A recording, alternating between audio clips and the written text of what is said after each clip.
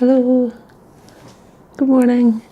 I'm at my sister's house in Dublin and everyone else is still asleep. I set myself up last night because I wanted to paint this lovely patterned, well actually that's my own cushion that my sister bought over there on the couch, and I'm calling it lovely. And the patterned quilt that's beside it is one that her mother-in-law, the lovely Noni, made. Noni passed on there a couple of years ago now, and she was lovely, and I remember her when I come to Dublin. And so this is a quilt that she made, and today I kind of thought it might be quite nice for you to find something patterned that you like. It could be something meaningful or just anything at all that you could paint or draw. And my plan here is to do a little painting of the patterns that I'm seeing over there. Yeah, so let's see now.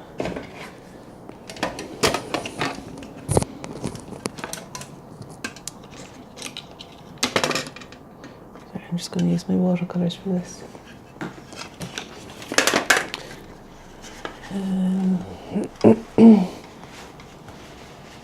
I want to have everything fairly close to me. And it's quite good too if you can see and draw down fairly easily. You know that you've developed kind of a nice rhythm of seeing and drawing down. Maybe I'll start by just using the pencil there to find my way in.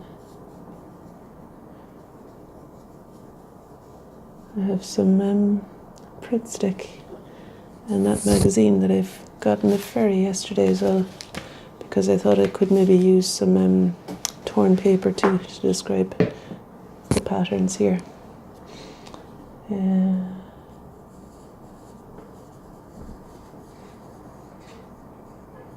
This blue and orange and the cushion, these are colours that I really love together. And that Montbretia and the oxeye daisies that are in the painting on the cushion are two flowers that really remind me of Ireland. And like down in Kerry, the hedgerows are covered in Montbretia and fuchsia in the summer. And I actually go down sometimes with to Aine who lives in Dublin. They have a summer house down near Dingle, and it's one of the most glorious places to be. So lots of lovely memories being generated here now. Right. I forgot to say this is day 5, Come Alive, of Art with Aine. Right, well, maybe I'll do a little bit of this pattern too before going into paint. I just love anything that's kind of floral and a little bit different. And that quilt is one that I had on my bed last night, and it's one of these really heavy handmade quilts, you know. It's just got this, it's like a bedspread, you know. That's what we used to have when we were small, rather than duvets. And so that's really nice to be interpreting it in paint.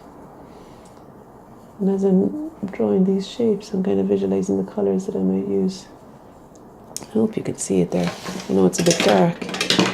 I don't know if you can see that drawing there, but maybe when I start using the paint it'll be easier for you to see. Okay, I was laughing with my sister yesterday. Eileen was saying, you know, Anya, I think really when Adrienne does her 30 days of yoga, she maybe has kind of planned it beforehand and is actually after recording all of the 30 days. You know, before posting them, so that it's a little bit, maybe it's a little bit more orderly. But you know, sometimes I think with creativity, it's quite good not to have everything planned out. Like I said before, leave a bit of room.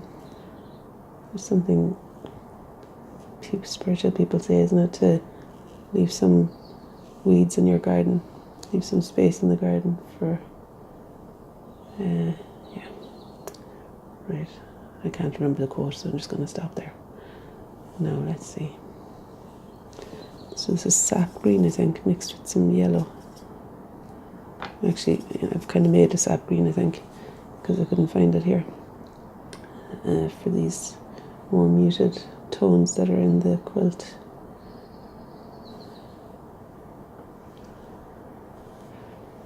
And they're up here as well. I'd say the perspective here now could be completely not true to what I'm looking at, but it's kind of alright. I think there's something quite freeing too about just seeing what it is and responding. Like Matisse said, exactitude is not truth. There's something quite pleasing about just going with what feels right in the moment. Now there's this nice turquoise colour. I'm hoping that'll be good and bright to explain the bright blue on the cushion here. Beside that Montbretia flower, and a bit like with the cyclamen there on day 3, how the dark green was able to let the white of the cyclamen flowers sing out a little bit more. I'm hoping that the blue here will have a similar effect. The cerulean blue, or it's actually turquoise, that it's going to excite the orange of the Montbretia. That was Damien Callan's word. He said opposite colours excite each other. So like Van Gogh used to have his purple and oranges in his fields and things. Purples and yellows and reds and greens. And blue and orange, yeah. So here's the blue and orange option here now. And there's a lovely band of bright red down at the bottom. So I'm going to get the cadmium red here. I don't know if it's very satisfying to not be able to see the paint as I'm lifting it out. It's quite exciting, this part, getting the colour up. So that's bright cadmium red, and I'm going to use that down here.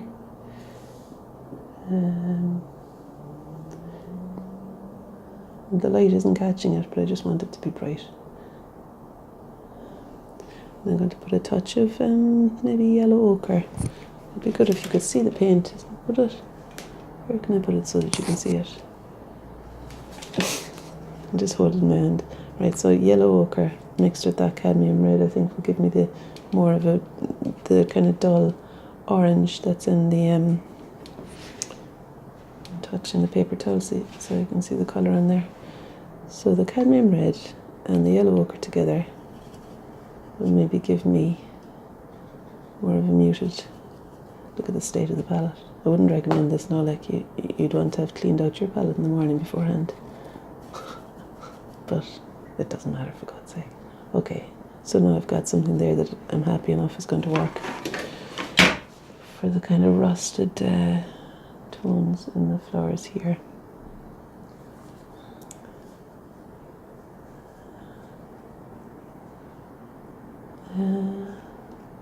Some around here too. And up here.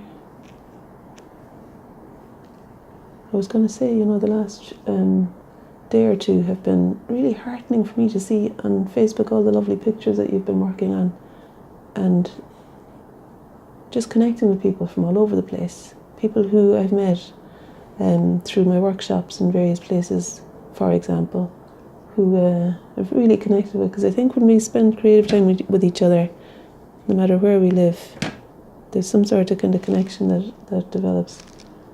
That's a really true connection. So anyway, it's lovely to see people that don't actually know each other encouraging and seeing each other's work, and just people I know who would get on as well, like, but in different corners of the world. So it's really nice to see that community developing. How are we for time there now? I can't see, my eyes are going to pot, and it's a fairly half light, as you can tell here. This is how it's going.